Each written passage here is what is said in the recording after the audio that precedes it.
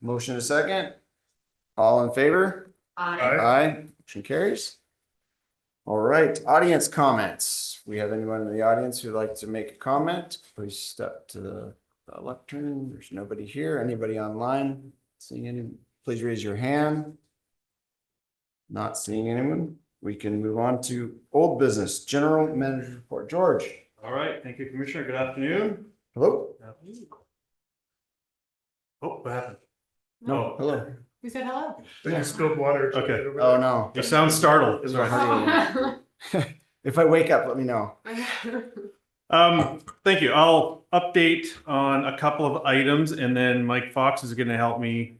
Well, he'll take care of the last item. But I don't have a lot. Next week, I'm going to be doing a presentation at the Mount Vernon Rotary Club on Wednesday morning, I believe. Mike and the our distribution guys went out to look at the new RO plant for Guimas Island, did inspection, and it's ready for galvanizing. So that is underway and in progress.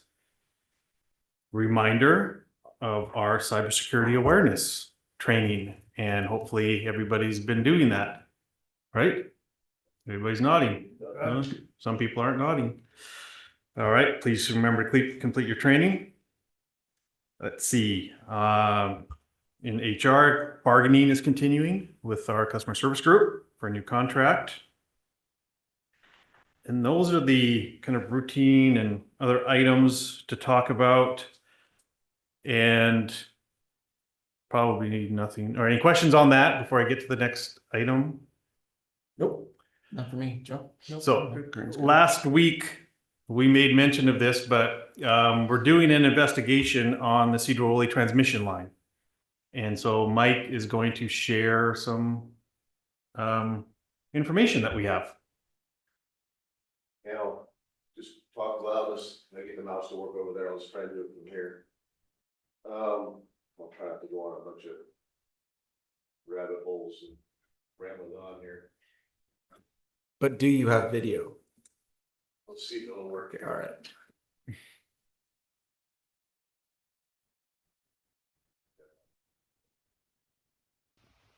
So this is what is known as Chains Reservoir number 2 up on Western Lane. It's one of 3 old open reservoirs we had back in the 70s. Transmission line runs right underneath this pond, unfortunately. And this pond was has been full of water for a number of years.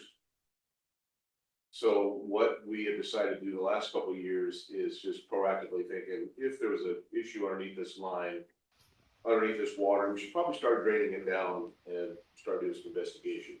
So as we started draining it down the last couple of years, the water level was up here above these black muscly trees, probably another 8 feet of water in there. As we drained it down, we started getting this bubbling. So we're like, there's never any bubbling before. But again, as just a precautionary measure, we thought we should probably start dewatering this pond in case we had an issue. This pond is trapped. There's no water coming in, no water going out. So we started looking into the CO files and started draining this down over the past couple of years. Well, last week we got the water level down to that level. And as we did, the hydraulic pressure dropped and we started seeing bubbling. So we're like, okay, well, these bubbles look like they're right over the existing water line. Never got any chlorine residual out of it, so we weren't panicking at this point. We're still on a fact-finding mission still this week as well.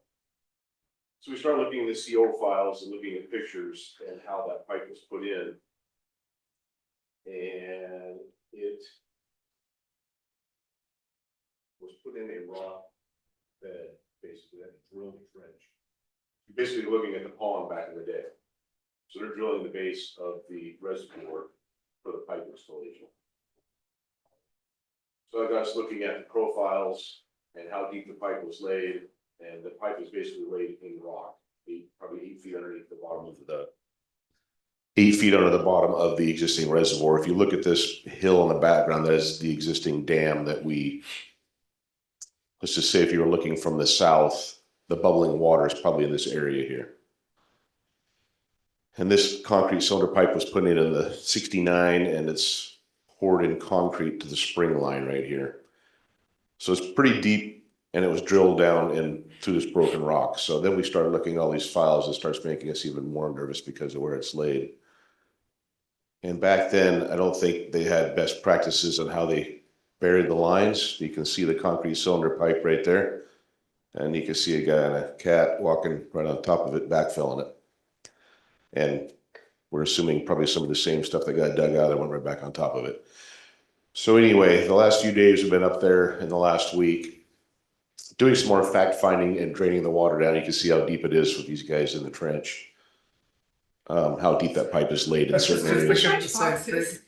Back in '69, I don't think it was that much of a big deal back then. It was slow. Yeah. So you can see the size of the slopes, the depth of the pipe. So our concern is that the pipe is 8 feet deep under this material. I don't have any pictures any newer than the video that I showed you, but the last week we basically have been taking all the water out of the pond. The pond is down to basically a mud bottom at this point, and the water is running off. I should say below where the bubbling was. And again, as we've been testing the water, we haven't gotten a chlorine residual, so we're still not certain. There's been a lot of air coming out with the water, so still not concerned or convinced it's coming out of the transmission line. We're not getting a chlorine residual. So Brian and I was showing Brian earlier today, and we started looking at IMAP data, which we don't have the IMAP up, but that area of where that pond is was dry as of about 2009. You start looking at the IMAP data, you can check the different layers of the years of geographical data, overhead views. 2010, it looked like it had water in it, and ever since then it's had water in it. Again, we've been concerned over a lot of years where it's coming from. Brian and I were looking at IMAP, describing it today. About the same time the raw water pump station was put at the SRD is about the time that pond started getting water in it. So today we're kind of looking at a different theory. Are we getting water from a different trench? Are we getting water from somewhere else? Because this water doesn't come in and out of there. It's not, there's no creek flowing in, the water can't leave. It's just it's a drainage area. It's going over rock and then. We're going to be getting water influence from a lot of places. So right now, I guess the bottom line, without talking for another 20 minutes, is we've drained the water out of the pond. No activity, no bubbling the last couple of days. So now we're kind of still fact finding, waiting for some more things to happen and keep investigating. It's in a position and a place where it would be very difficult to repair, as you saw by the trench and the depth and the rock around it. So not like we can dig a hole next to it really easily and find the leak, regardless if it was on the transmission line. So still fact finding at this point. Not panicking that it's a leak on the transmission line either. My vote is that there's not a leak. I think I'm really hoping that. Yeah. So if we can. Do I hear a motion? Yeah. Yeah. So. If there's a leak, I'm hoping it's in the raw water line and that water's coming over underground to it, because I can have the raw water line down and fix that a lot easier than that one. Yeah, or spontaneously occurring spring. I guess I do have a question. So as far as like, I mean, that pipe's gonna need to be replaced in the next, I don't know, theoretically, say for sure within the next 20 years. Theoretically, that pipe is 100-year pipe, they call it, because it's concrete cylinder. It's in use in a lot of areas in the country for 100 years or more. If it was put in correctly, the integrity is good. There's no reason why that pipe wouldn't last 100 years. But what we have found in the older transmission line failures that we had on the hill on the line to Mount Vernon, same class of pipe. It's a 150-pound class pipe because there's not much pressure on it right there. It's like literally like 10 pounds pressure on it right there, which is also hard to find a leak. But that pipe has a quarter wall jacket on. But what we found in the failures on the hill to Mount Vernon is what typically happened, we theorize, is they bed the pipe and they crack the mortar on the outside, putting it on hard rock or whatever, or dumping rock on it, cracks that mortar surface, water gets in, gets to the jacket, rots the wires, rots a hole in the steel jacket, tremendous pressure, blows a hole from the inside out. This only being 8 or 10 pounds pressure, I don't think has the potential to go catastrophic, but the same issues lie if they, as I showed the cat and stuff walking on it, they look, they use best practices backfilling the pipe. Is the SRD running right now? Not today, just because of the water quality level. So that was our next test. That's one of the things we were laughing about today. They saw bubbles a few days ago when the SRD was running. The last few days, the SRD has not been running. Haven't seen any bubbles. Our next test is to go turn the SRD on, see if we get bubbles. We're kind of chuckling about that. I kind of hope to see that, but don't hope to see that. Yeah. But at least it might solve something. So that's our next step. Were you done with the SRD for the year at this point? No, I think we're still gonna probably try and pump in November also. It's just the water quality's been out. We had a bearing issue and we had the power outage over the weekend. So there's been some hiccups the last week, but we're not done pumping yet. All right, well, bubbles it is, so. Keep you posted the more we Sounds learn. good. Bubble gate, love it. All right. Let's see here, George, if that's it, then we can roll into some new business. Sound good? Yep. Yes. All right, so new business. Let's talk Conway Pipeline.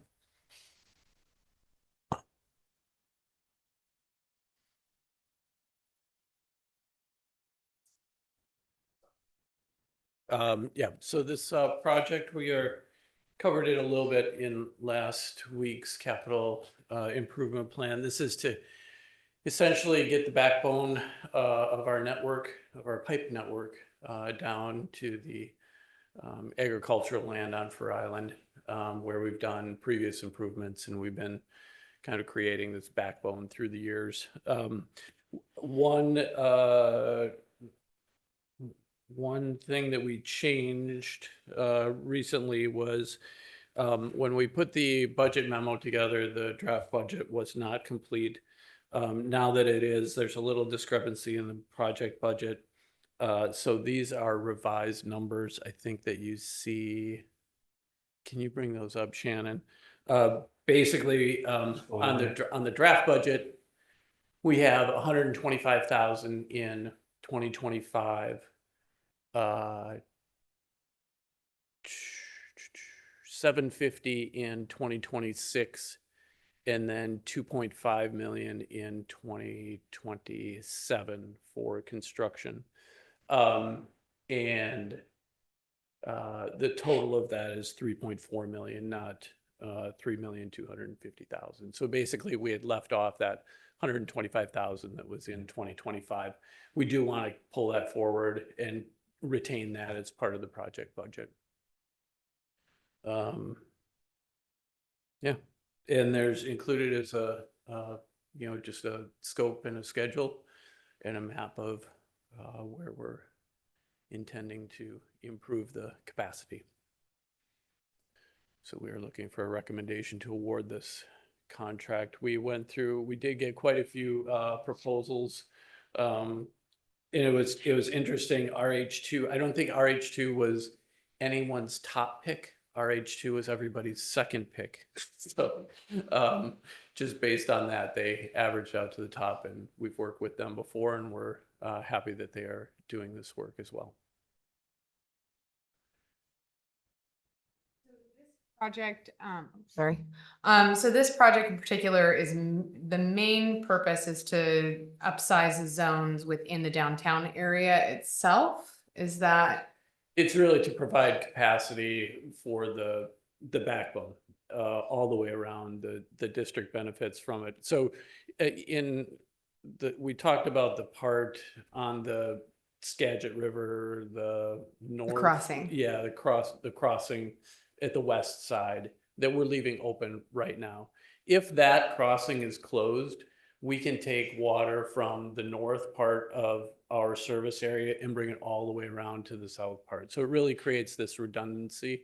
And that's the point of the backbone, is to just be able to spin water both ways and, service that whole area. Right now we have the restriction through Conway that prevents our ability to, provide a significant amount of water to Fur Island. And then that bridge crossing is what would prevent us from river crossing, prevent us going all the way around. So these are just things that they've been on our plan for a long time. It's capacity improvements and irrigation water as well. So as far as, the additional value of this project, how many people are being, added service, or I think I'm just trying to see who's going to be benefiting from this project directly as far as upsizing those lines? Are we hoping that irrigators decide to have, I mean, this is never gonna happen, but to have clean water that they're gonna be irrigating with on Fur Island for that increased capacity, or are there actually like developments? No, there's no development planned out there. It's really, it's both irrigation and a resiliency redundancy program. There's no new customers that are being added as a result of this. There are some areas out on Fur Island that have, I guess, they branch lines that are kind of undersized that could use a little help, but this won't necessarily help that. It's more of a just general capacity improvement to provide that redundancy throughout the area and provide irrigation water.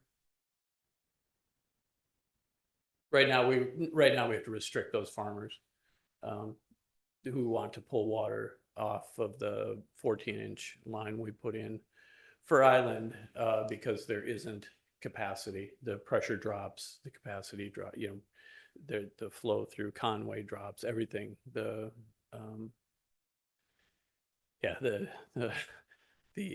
water pressure, I think, drops down to about 30 pounds out there when those guns are running, and it should be higher, especially that low. Follow up, any? All right, well, then I would be looking for a motion to approve this award. I would make a motion to approve or authorize the general manager to approve the contract with RH2 Engineering as presented. A second. We have a motion and a second. All in favor? Aye. Hi. Hearing none opposed, motion carries. Thank you. And now we can, I guess we're in a way picking back up the budget discussion. George, do you want to quarterback that, or is Brian gonna? Oh, no, Brian's on his way. Yeah, Brian's available to keep, and all of us are actually, to keep the conversation going about the rates. I don't know if there's any additional tables or information, Brian, that you wanted to show, or was there scenarios that you had that you wanted to show? I think one thing we talked about was something other than a 5%. Like, what would that look like? I know that you were looking at that. Yeah, I guess from my perspective, it's kind of sequential going through. And so the first thing is projects. And so if there's concerns about the projects, then we need to resolve the project discussion and timing before we talk about how much money is needed, because it's obviously dependent upon that. I think what I was trying to show is the options and the trade-offs of either risk or doing the projects later, how we've laid them out. And then I think the concerns I heard were about, in the 10-year, some of those outlying projects maybe have changed or have increased in cost. I think those are all true statements. But again, every year we take all of the CIP and prioritize it on emerging issues. So the leak is a good example of that. That is out 2 or 3 years to replace that pipe. And we still will do it in 2 or 3 years if you voted on it. So that has to happen in 2 or 3 years. But, if that starts becoming more of an emerging issue, we have to move it up or back even. So I think just clear direction on what your concerns are and how you want us to address them. I would suggest that we just look at the next 5 years, and that's something that the projects are more firm. They're either have been preliminarily designed or in design or nearing 90% design. So we have more accurate and concrete estimates for those projects than the 6 to 10 year time frame. And I think we vetted those by the prioritization that we have internally for what makes sense. They've been sequenced.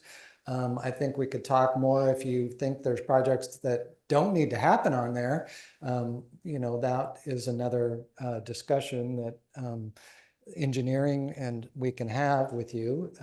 But if you're happy with the layout of those 5 years and moving forward, I mean, we can trim around the edges and maybe push 1 or 2 out and change that from year 3 to year 4 or 4 to 5. But if you really want something removed, I think we should just weigh, that one project and those consequences of risk, or it means everything is pushed back at the water treatment plant. Those have all been sequenced.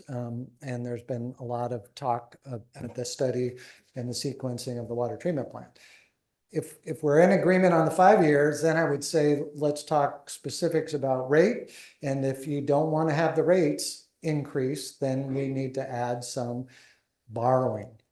The good news is I can say that we're not in need of borrowing today or next year. It would be in the following year. So not to kick it down the road too far, but we can continue that, look at the options. We've done a grant application. It's in process.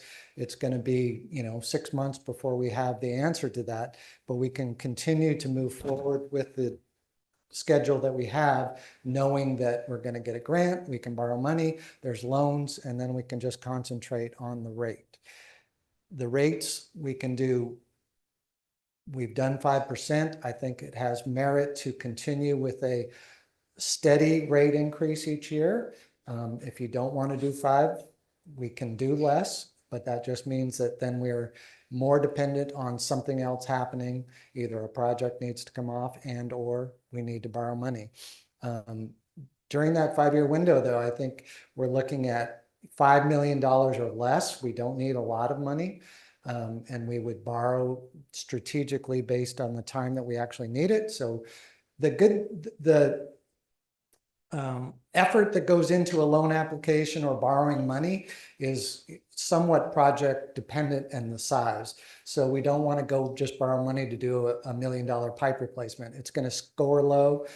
We take the projects that will score well for grants and that meet all the criteria. We do the same thing for the public work trust fund loans or drinking water loans. They have to be projects that qualify for those programs. The reservoirs qualify. We know that. So my next step would be applying for that loan during the next 6 months that the grant application is in there. We could also be applying for loans, come back to the board for approval. We could do all the applications, but knowing that the rates are still favorable compared to cost of construction and inflation, anything below 3%, I think would be a good thing to take on additional debt. It helps smooth that cost out over a very long term. So again, we need a little bit, I hate to say it, but I got to know what we're trying to finance before I can go find the best way to fund it and finance it. But anything between 0 and 5 and debt we could do for next year.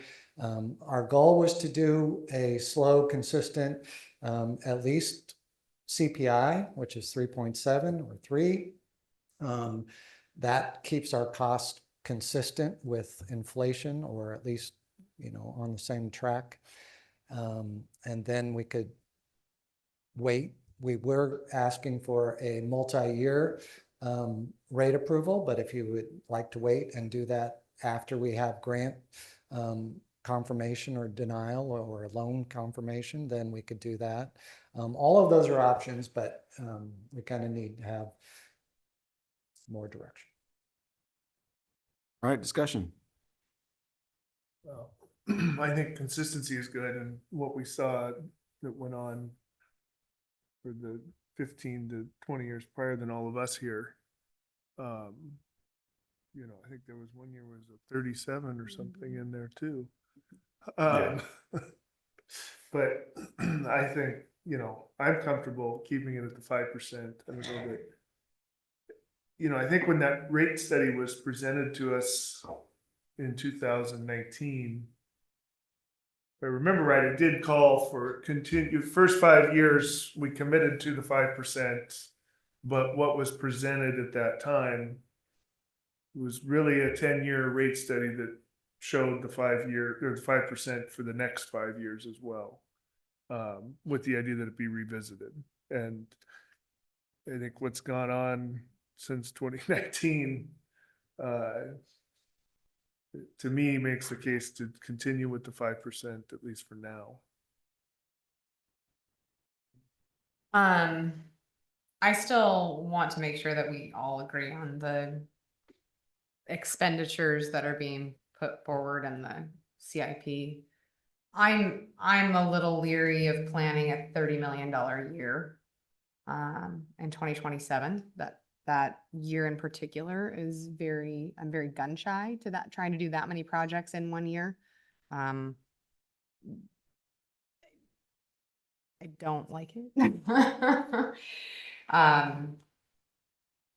That year in particular makes me nervous. And then the preceding year, overlapping the panorama, having less than a year with panorama and Cedar Woolley. I mean, if we're looking truly at 5 years to adjust if need be and already planning on jumping into that other project also makes me concerned. There's not really a gap of a year that if the panorama project rolls over into that next year, that there's time to adjust.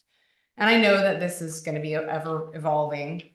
But again, that 28 million, very concerning. That's one transmission line away from having to drop a project, pay for that transmission line, and then trying to like George said, we have prioritized storage. And if that's something that is really truly our priority, these other things are not scheduled until further out, which they may come up as an issue tomorrow. So that is my major concern. Is our current infrastructure, to me, is our most important infrastructure. That's something we can't shut off. There's no water to go to Cedar Woolley if the transmission line to Cedar Woolley is not working to store it. So that's my largest concern, is prioritizing the current infrastructure over the storage. And that I wasn't here for that 2019, strategic planning effort.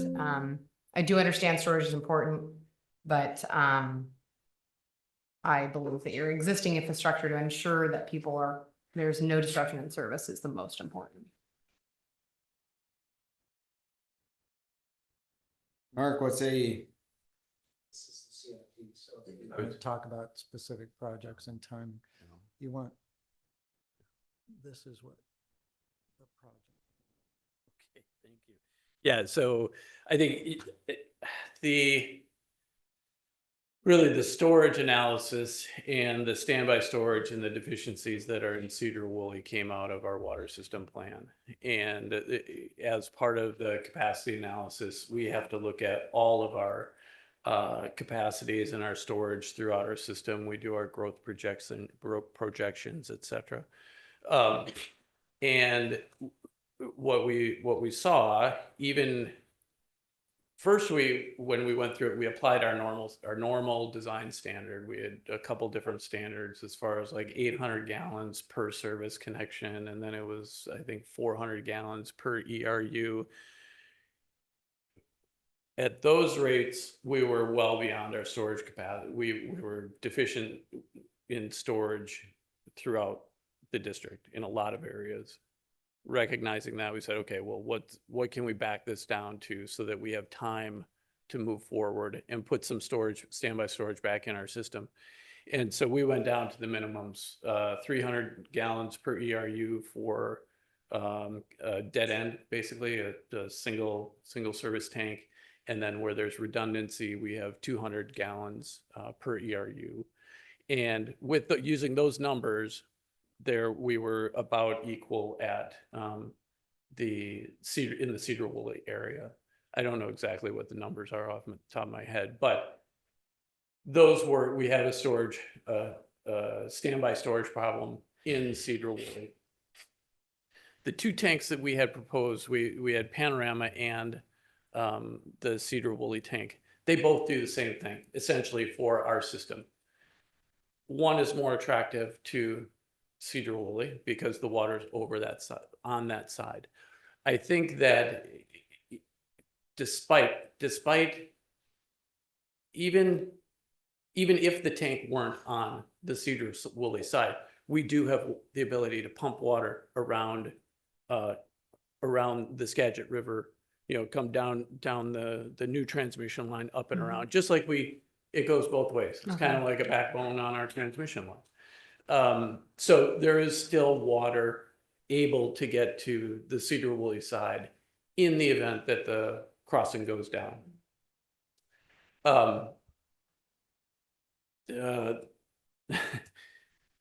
The other thing is, when we're looking at the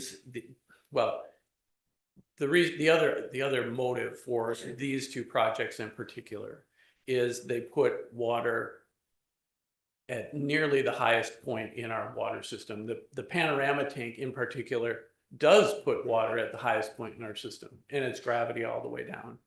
Cedar Woolley is just below 459, so it's not quite at transmission level pressure. It's a little bit lower, but then all of that storage can be used can go downstream to other needs if there's a loss somewhere else. So, we're trying to build these two tanks right at the top of the system so that they can be used anywhere in the system. The other benefit that they provide is they allow us to do to use our Clearwell 3 for disinfection, use the entire disinfection process in the water treatment plant through Clearwell 3. And really what that helps us with too is the capacity of our water treatment plant. We've been looking at, capacity improvements at the water treatment plant, filters and different media and all this other stuff. If we can get to just smoothing out the production of the water treatment plant, putting storage out in the system where the water treatment plant's not, flying we're not hitting the gas pedal all the time to meet the demands of the system, that we're actually using our operating and equalizing storage out in the system to smooth out the production curve at the water treatment plant. Then we don't need to, put out these incredibly expensive capacity improvements at the water treatment plant. So these all kind of go hand in hand as far as their impact on the system. I think that, it's not that I think. So far, we've been comfortable moving forward with, not using the M word, because we're kind of relying, the Clearwells practically they function as standby storage. I mean, in a jam, we're not going to say, no, don't use the Clearwells for standby storage. They'll function as standby storage. On a paper, from a paper and a planning and a DOH level of acceptance, they don't count mathematically for standby storage. So I don't know that how comfortable I feel, saying that water would be available for people to develop or new uses in the Cedar Woolley area, unless we have a plan that we are going to say we're moving forward with.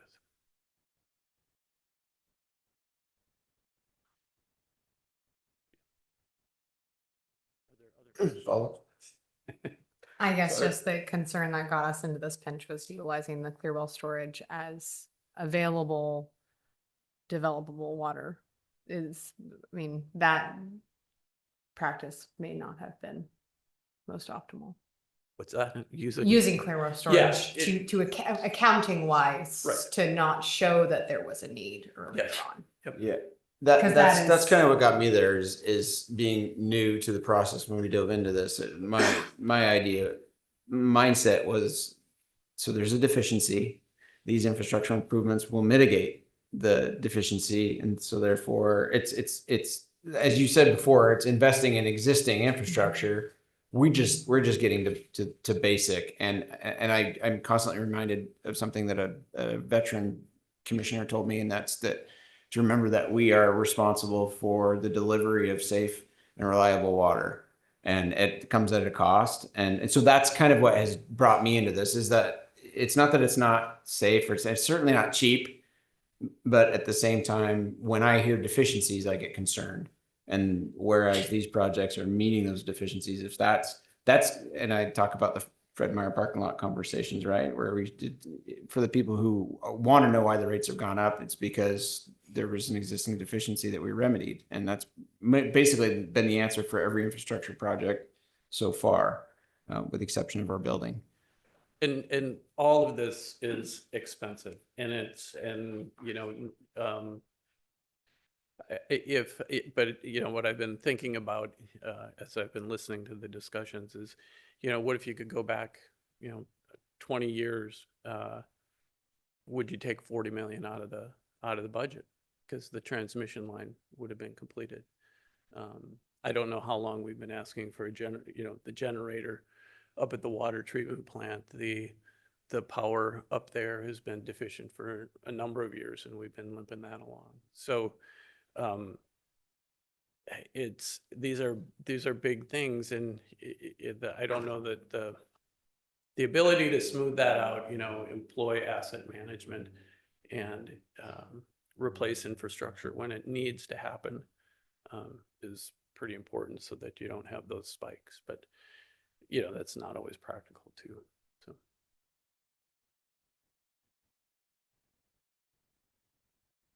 Want to speak to the timing? I think that's, I think it's not about Just after. the timing. Yeah. So it's a fairly aggressive schedule. I mean, if we're going, if we're doing everything right, 3 years is a good schedule to construct a tank. As far as transitioning to the next tank, Corinne's right. Commissioner Hamburg is right. The time to close out a project, wrap it up, that does take effort, and then to transition into the next project.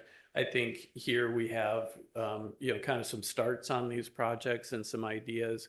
The Cedar Woolley tank it's a little bit more complex on a delivery standpoint, because we don't have a firm site right now. And there's some other beneficial infrastructure that could be constructed by others that would reduce that project cost, or that maybe we partner with. And so there's less certainty about that one. The reason we moved back to the panorama tank was we flip-flopped. In prior budget, we had these two projects were reversed, right? We had Cedar Woolley first, then Panorama. The reason we flip-flopped is because the only reason we pulled the plug on Panorama was the cost. It just went through that 29, whatever it was, inflationary period, and it was just like, forget it. We can pay for a lot of electricity to pump. Then the disinfection study came in where it said, yeah, you would benefit from more storage too. And we were doing the W1 pump system replacement that is going to supply the water to this tank anyway. And we've got the site, we've got the design, we've got this package that, we can turn around pretty quickly, stay on our capital spending path, so we don't have, so 8 years from now, we're not spending 60 million in 1 year, trying to get 2 tanks going. Let's pick this one off so that it's out of the way. And it's not hampering us from being able to complete some other project that we may need to do in the future. So we pulled it back up with the understanding that these things aren't going to get any cheaper. We went through this inflationary period. It was a priority then. It's still a priority, and we're just recognizing that the cost isn't going to come down.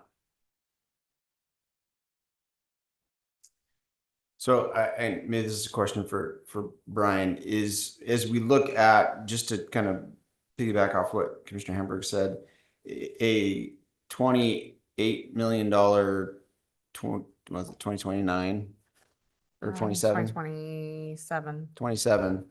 Does sliding half of that into the next year complicate things in terms of the how we finance that? In my mind, it seems if we're gonna go out and get a $5 million or $10 million, whatever that smart financing ends up being, does it matter which fiscal year that we put that in? Just smooth out at least Yeah. the infrastructure, the projected infrastructure, both in terms of the project timelines and as well as when we pay for it. I will say a little yes and no. So we do need to look at a window of time, and I need to have the opportunity, and it takes time to do that, just like a project, to get the financing in place. We have reserves, and we have, I will say, all of next year to fine tune it and say yes or no and the exact amount when we come back to the board and say, you know, here's a loan opportunity. Do we want to take it? Or I go to the bank and say, here's a shorter term loan even. So all of that, as I was listening to Mark describe it, his projects might be less flexible than what you're saying. So in 2027, the big year, most of that is all right there in that one project. That's 11 out of 28. So we could look at some of these other projects, but they've kind of, you know, got other factors leading up to them. Again, it's just an estimate. So we have time to develop it in detail. The other thing I'd say is the board can change their mind at any time, right? So all we need to do is approve a budget for next year. The CIP is for information and gets updated all the time. We need to plan for those, for resources and borrowing or staff, but we know it's going to change from next month even, you know, it'll change. And that's part of, I think, the challenge with a long-term forecast or even a 5-year forecast. We know things are going to be different. We know there's going to be an emerging priority that we don't even have on here that we're going to have to adjust. That's just the way it is. And we can slow down those projects based on your direction or the financing. We're strategically keeping our options open with that grant by not moving the project forward, so that if we are successful with the grant, more of it will be covered than if we push forward. So we're balancing planning and design and engineering as much as we can, but sometimes we're ahead on one and you have to back off or stop on another. So I do want to make it perfectly clear that we can approve a 3-year rate increase or anything, and you could still change your mind and change it. You know, we really should focus on next year's operational and projects that we've designed, knowing that there's still decisions to be made and more information that'll come forward on both the financing side and the projects. But as I started when I was speaking before, once we have a good project and it's in design far enough along, that's when we go apply for a loan. You know, there's pre-engineering, but it's better if you go in with a ready project or at least a design project. And like Mark said, Panorama is one that we don't have those uncertainties for. So we've made that adjustment already, and we would, but if that helps. Oh, it does. Okay. It does. I appreciate the agility. I can speak, you know, for myself as a commissioner, that we want to make adjustments that improve the efficiency and not take away from it in terms of either frustration or actual costs. So that's one of the reasons that I can appreciate that having a 3-year plan and a 1-year budget and the ability to adjust every 2 weeks is necessary is in as much as it is efficient. Other I'm thoughts? still not hearing from the commissioners as far as their agreement with the projects and timeline. So yes, I am in agreement. I think that strategically we went forward, we said here, these deficiencies are gonna be mitigated by the projects that we have on the plan, and then it went into planning, which became the finance. And the timeline, you agree with the 26, 7, and 8? I do. I don't think Project it's gonna plan. get any cheaper, and I know that costs are only gonna go up. And so they're putting those in there. I guess that's the sequencing part. If if a project gets delayed, then it all gets delayed. I think that's the part. Again, maybe that's an assumption on my part, Mark, but if we hit a pause or something with Panorama, it's not going to overlap into, it's going to necessarily push out the entire CIP. Rest of it. Yeah, and I Horizon, think, right? yes, and I think too, from a planning standpoint, for us, it's better to have the money in there or reflected in there from something that we can plan for. And as Brian said, if a different priority pops up, like happened with the the Panorama tank, we decided that it was just too expensive to do at that time, so we pulled it back. If that has to happen again, then it has to happen again. But we are in a different situation now with the storage. I mean, we're up against it. Yeah, and I mean, we sit down and discuss the budget every year. And if we decide, okay, we get done with Panorama and we don't want to move forward with Cedar Woolley for another 3 years, that's our decision. I mean, we just don't give you the money to spend, so I we're done. guess- And so, I mean, that's where I look at, yes, the CIP is here, but the CIP is always a working document. And Yeah, right. we don't even have the land right now to build this Cedar Woolley tank. That's true. That's true. For us, it allows us to look at that and plan in advance. I mean, the certainty is the biggest thing that helps us in our ability to plan and move projects forward. If we're uncertain about, what's coming around the corner, it takes a year, to gear up for something. And if we don't have the staff in place, or we let that staff go, or, we're not thinking about it, if we're under construction on, if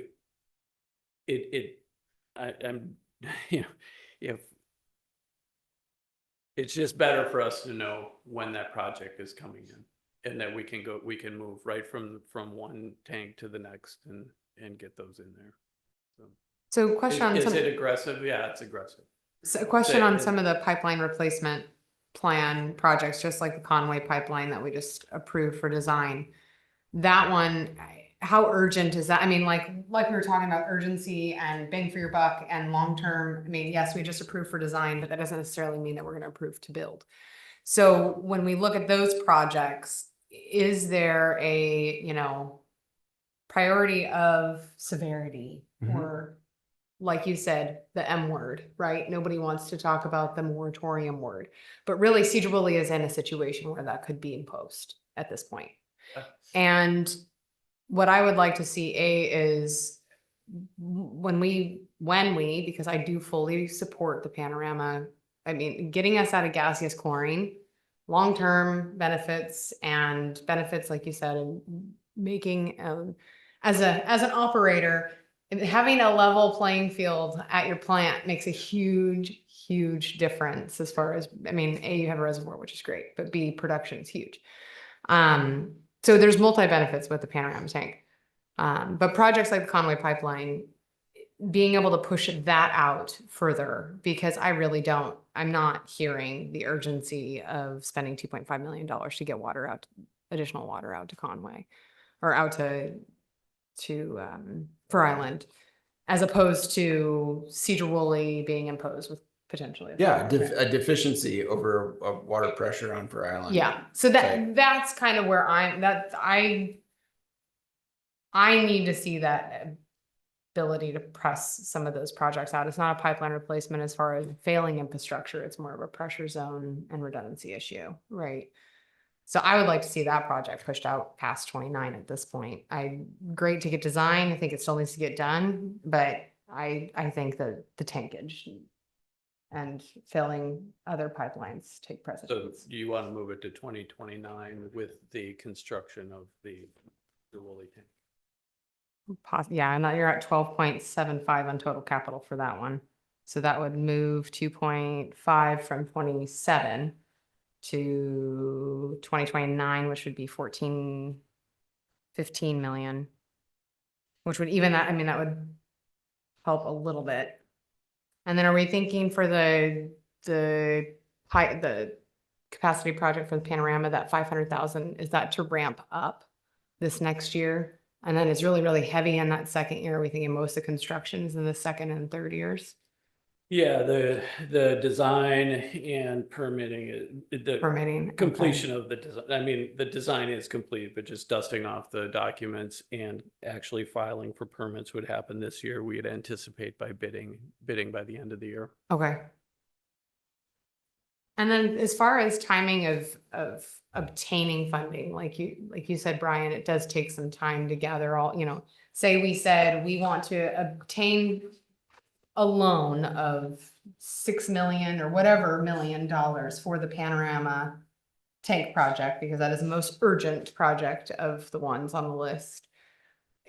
Is that a position that you could then say, okay, I still need to know what your goal for a rate increase is, or what would be the easiest way for you to move forward? Well, if they're still concerned about the schedule, then I think you should direct us to come back with a revised CIP. I recommend not going down the project list tonight and saying yes or no, or push this one out. I think there's more to it. So I think we would need to do that. And if your concern is the 1 year, then I think we should come back with proposals to mitigate that with recommendations for the entire CIP, not just a project. And I caution us about designing things and then not building them, because we've got plenty of projects that we've designed and not built, and that's wasted money, or that we've designed and then had to come back and redesign. So that being said, with tonight's action, we might want to consider that. So we can do that, and then I still need to have more. The good news is we don't have to do anything this year. I said we could punt the whole thing to next year. Again, I don't recommend doing that.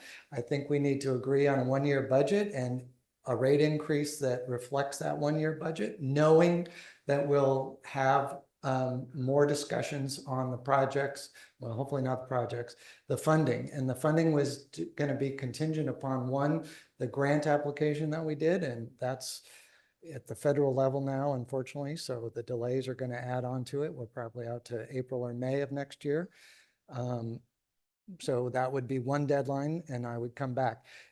Funding, again, we need to have a large project that meets the criteria of a loan to go after those loans, which I would recommend doing first before we go to the bank, because I think they're going to be more competitive on the rates, and it'd be more efficient for us to do that. So that would push it all the way out till June of next year.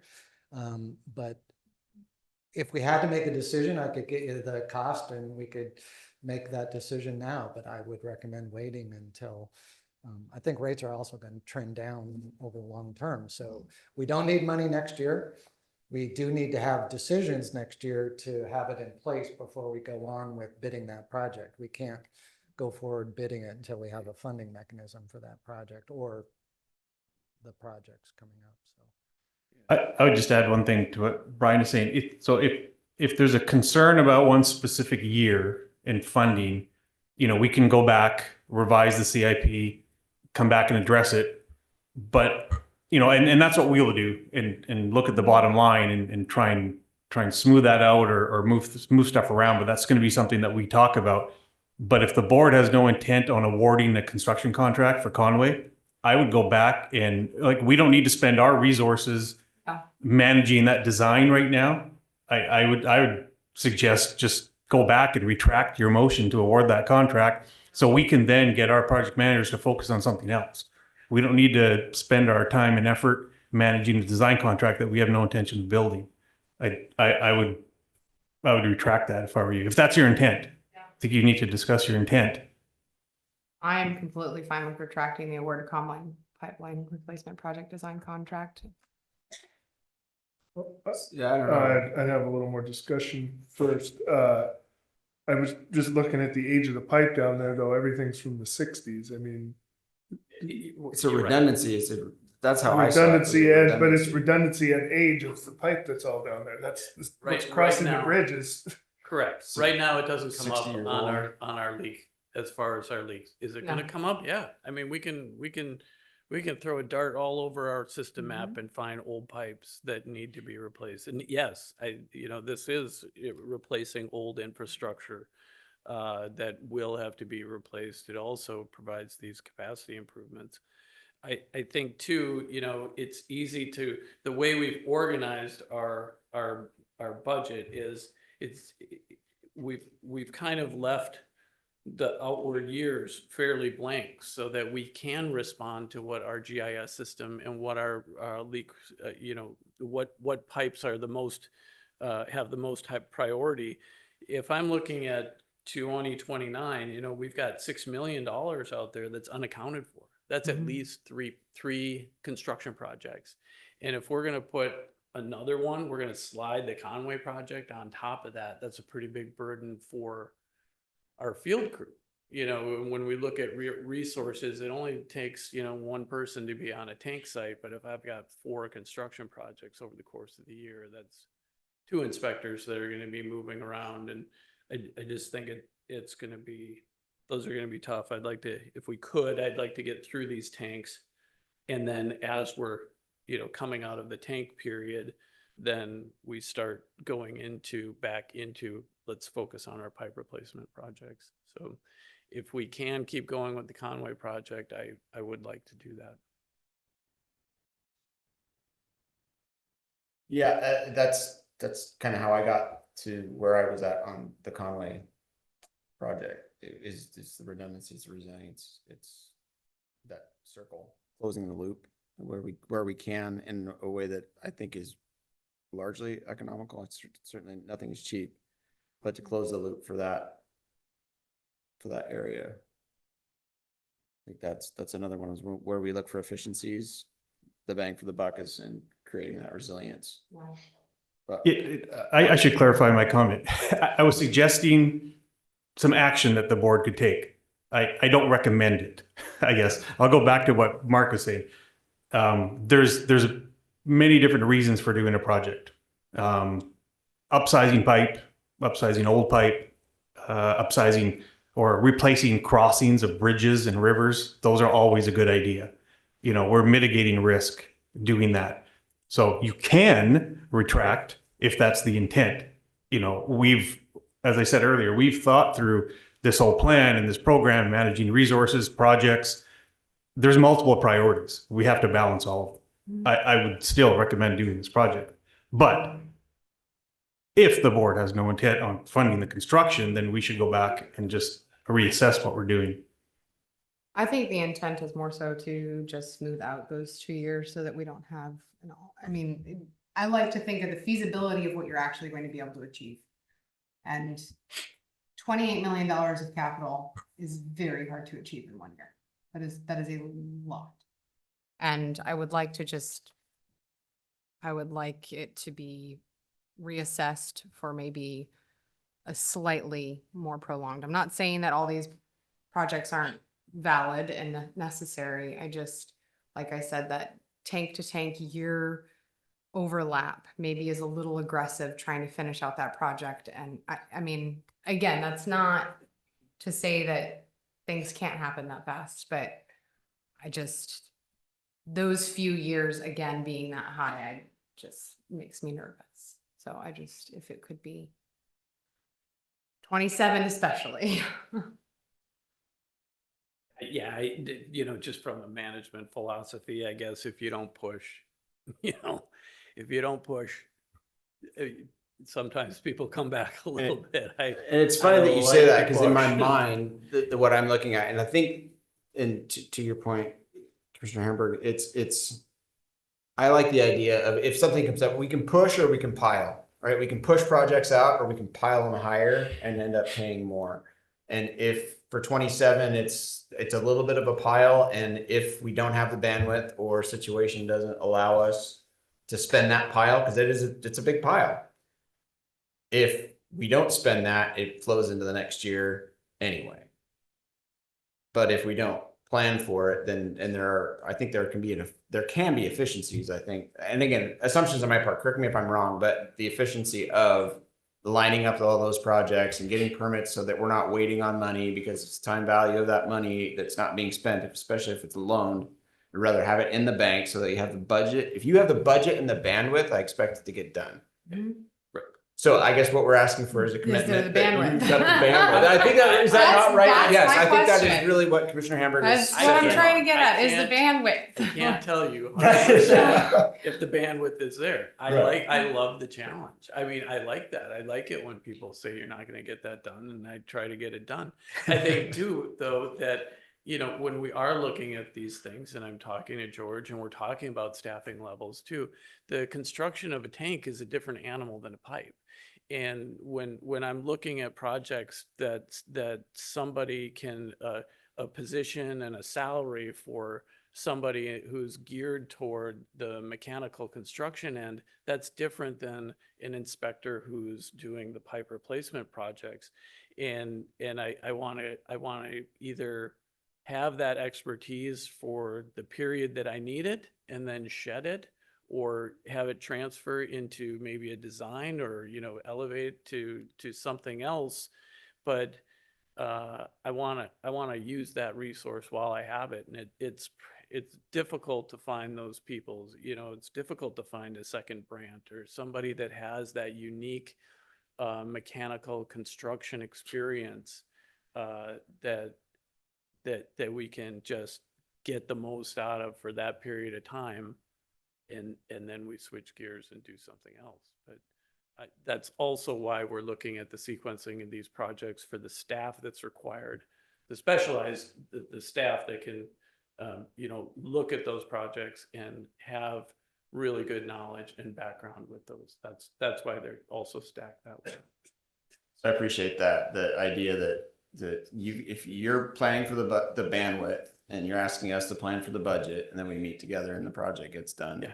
And we expect, I think that's what we're really centering on, is that as long as you can organize, train and equip to accomplish what it is that you're biting off, then I'm comfortable in providing the budget if you'll do the bandwidth. I'm going to give it my best shot. And in the budget discussion, I did talk about how we were down to 18.8 salaries, and that we may need to bump back up to 19.8 specifically for this hiring a person of this nature that's mechanically has mechanical construction experience.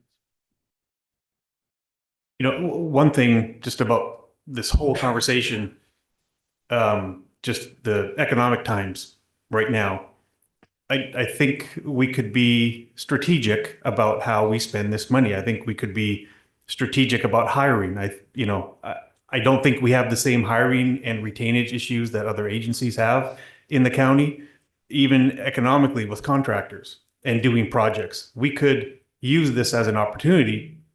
I don't want to use the word take advantage of, but, No, I see. you know, be strategic about I see it. what you mean. There's- I mean, we there's are things we can do. surrounded by other entities. I mean, the county's going through a hiring freeze right now at a $19 million deficit. And this is where my concern is coming from, because you look at your neighbors and you say, how did they get there? Well, how they got there is their budget wasn't balanced. They didn't plan, and the budget wasn't balanced year after year after year. And the budget was bigger than what the deliverables were. You know, it just is not somewhere I ever want to see. I don't want to see us having to say we're doing a hiring freeze, or we have a $19 million deficit that we have to post on our website. I mean, I don't want to be the county. I don't want to be anyone going out to that situation. So for me, I just want to make sure that we do plan, we get appropriate loans. We don't over leverage ourselves timeline wise. I mean, in 2039 and 2042, I think a lot of those loans will be falling off.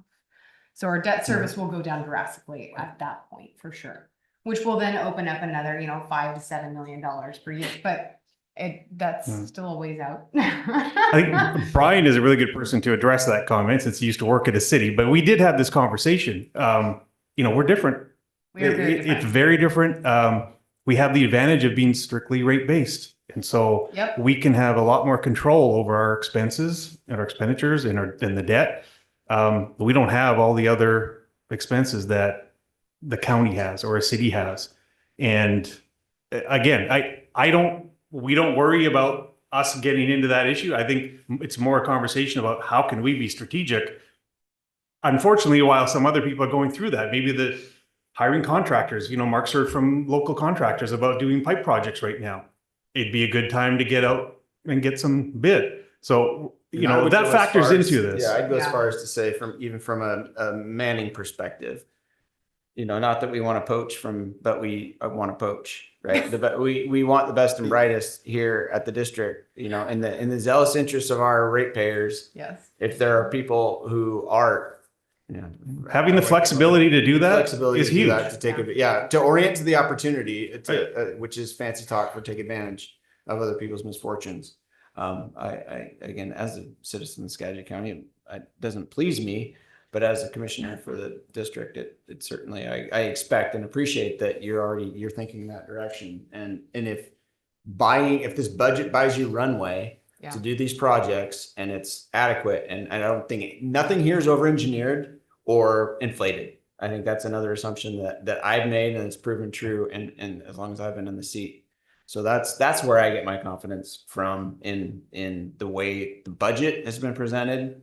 And then also I would just say with maintaining that 5% rate increase and then using smart debt to finance for the next 3 years, what we see out in front of us.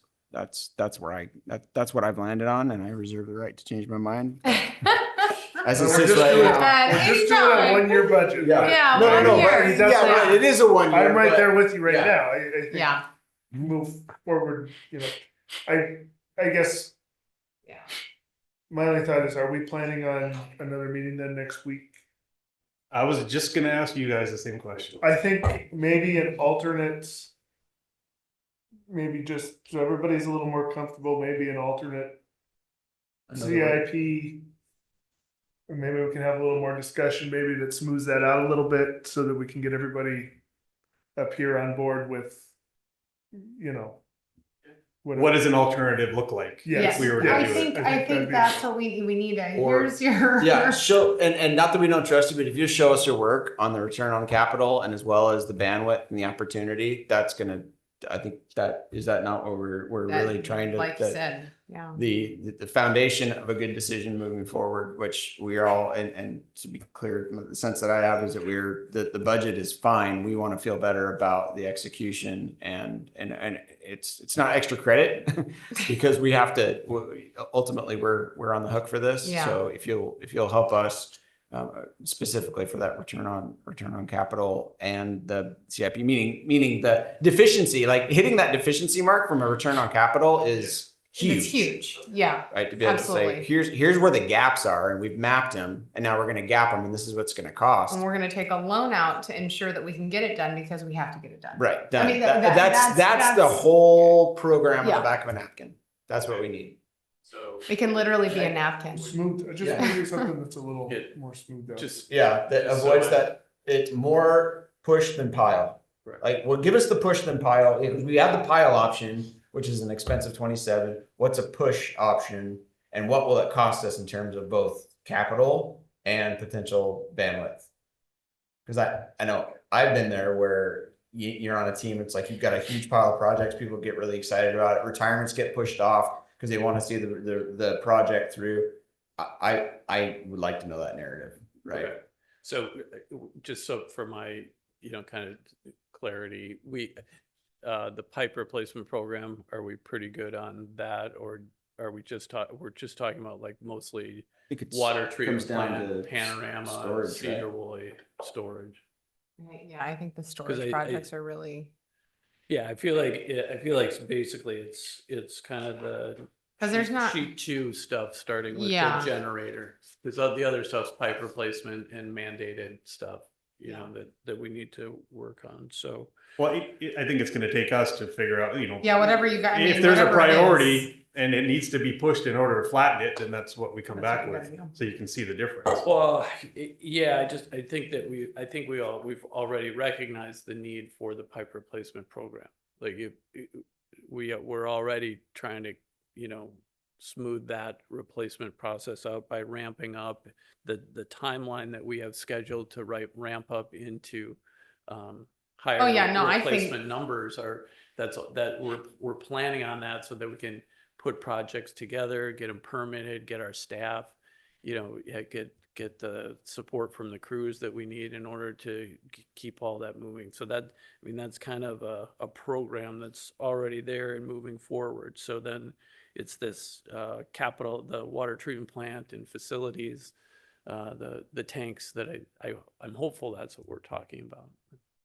No, and I know for me, if there's a framework that centers on, when we are regulatorily required, right? It's statutes, it's Gotta do it. statutes, and then for me, safety, and then savings, right? That's the hierarchy that I go through. It's like, we're required by law to do this, and then we got, the pressure's not enough to run the hydrants, and, so that's a safety issue, or it gets to the reliability of the water, and then savings. Like, that's the trifecta for me. And the return you're looking for is regulatory compliance. It's not just numbers and money.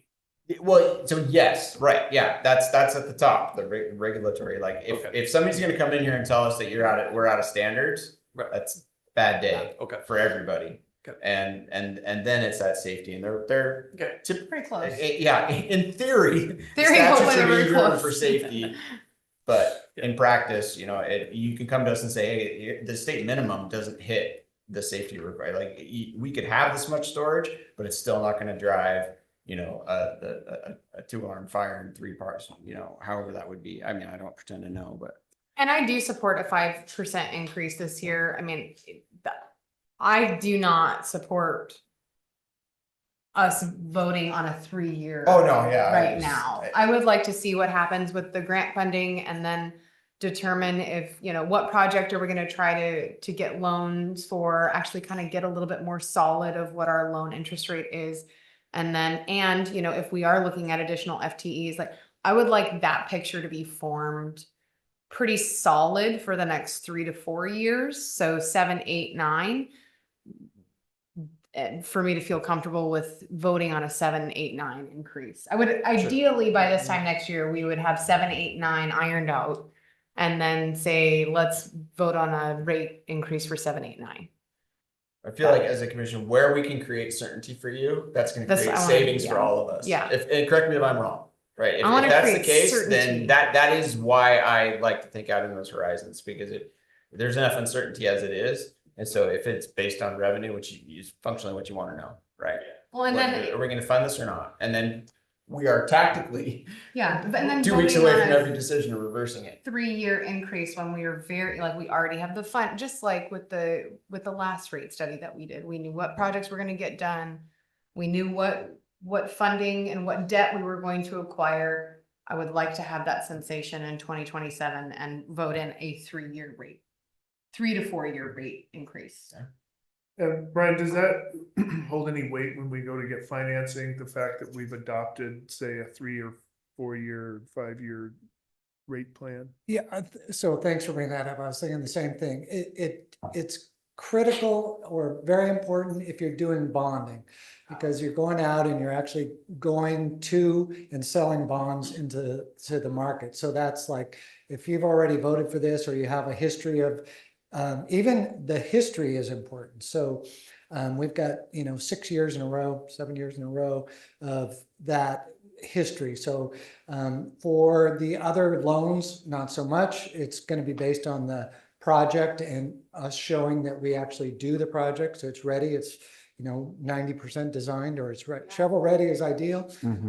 So there's different, I think, and if we wanted to, I'll explore it with the state, just as a backup, we could mortgage this building. We paid for it out of reserves and other money, so we didn't, but that is another way. And so they're just going to look at, do we own the building and how much was it? And they just base it, just like if you're borrowing against your house, right? You can go in and qualify for a loan. We have good history.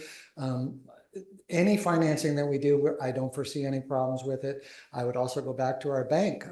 They've been very good with the bonds that we did with them. And they, at the time, we were at the top of their single customer limit, but that was a long time ago and we paid that down. So that would be another avenue that I could explore. But again, I kind of got to know what we're looking for before I go to them, because that's going to So create. based on the conversation that you've had since you were last asked that, what more do you are you more comfortable where we're at? Or Yes, okay. yes, I think, and I can do some more analysis. We'll come back with the CIP and I'll tell you then basically when we would have to make a decision. And I can also give you options on with funding that you suggested, Commissioner, about, you know, if we borrow this much money, this is what the cash flow would be, and add that into it. But I didn't do that yet because it was kind of like, how do you want to prioritize these different options? So. Question on funding. So when you take out a loan for a project in particular, but you already have the capital support, so say we, you know, get started on Panorama this next year and we actually, things progress a lot faster. Can you take out a loan for a project you already have the capital to pay for technically, right? Because we're not going to be in debt to ourselves. We're not going to be in a pickle yet, right? After we pay for that project. But can you apply for that particular project for a loan, even though you've already started on it with your own money? Yes. Okay. You would be borrowing at that time, and depending again on the financing, you are either, there will be a hard start date, like on the grant. They're very particular. You can't have any expenses, you know, before March 1st. Got it. Okay. But on a loan, it's more flexible, but we would still have some things that would be sunk. We're not going to refund something that we've already paid for. So it'll be going forward. But that's a great project. It's big enough. It meets their criteria. Already designed.